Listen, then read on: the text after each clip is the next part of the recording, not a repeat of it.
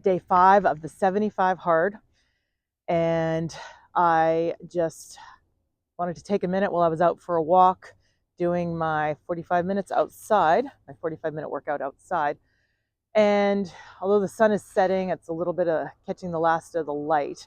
I wanted to just challenge you with the idea that you need to really recognize that your perception is not necessarily reality. And of course, we know that in regards to communication, how multiple people can experience something completely different and all very true and honest. And yet that is only a partial facet of reality. But what I want to speak about is something that stood out to me when one of my first businesses in entrepreneurship was when I took over a window cleaning company. And I ended up growing it and managing it, had some different employees for a season.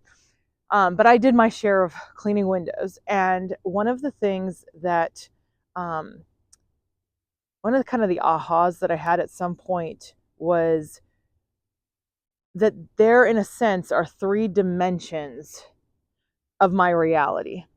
And I mean that in the sense that when I was cleaning the windows, I could focus very clearly on the window and the dirt and the filth and what was right in front of me, which really seems to me to represent a lot of the present and what we see right here in front of our face. But it was also possible to look through the window, past the window, past the dirt, the grime, or the cleanness of the window, and look into the future.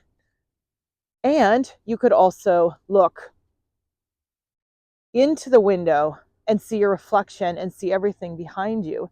And it seemed to me just this incredible visual metaphor of how we can live our life, where we can live, and some people do, they live constantly looking at the past.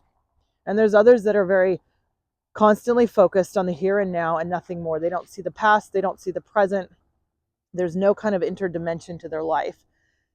And I think we need to get us, if you want to move into and create a future and you want to change your life, one of the keys is that you have to begin to look through the circumstances. You have to look past the past, even though it's right in front of you, and look to the future and to the future that you want to create. And I think with some of the chaos that's blowing up around me, or did as this challenge started, which honestly really seemed timely and poignant, that is one of the things that is clear to me, is that I really need to keep my eye on the prize. I need to look through what's going on to the future that I want to create, that of who I want to be, the relationships that I want to nurture, and very much kind of the end goal, the end game. And so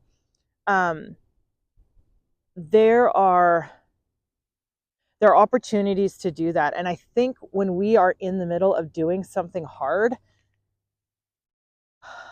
because it's uncomfortable and we have to constantly reassess if it's worth doing, it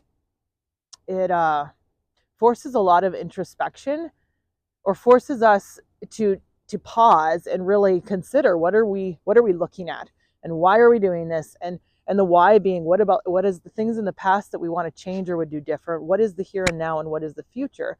And so I just really hope that this concept could actually really be beneficial. It's been something that is actually, I've always considered it as a 2-dimensional thing with the window, but it's only recently that I've been thinking about this 3-dimensional level of living and this way that we are living. And so it's just honestly an aha that I've had today, or in the last couple days, and I just wanted to share it with you.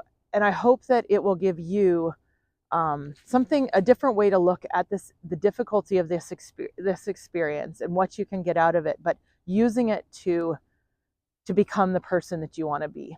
And so with that, I will close. I will bid you adieu and challenge you to finish strong. I'll see you on the next one.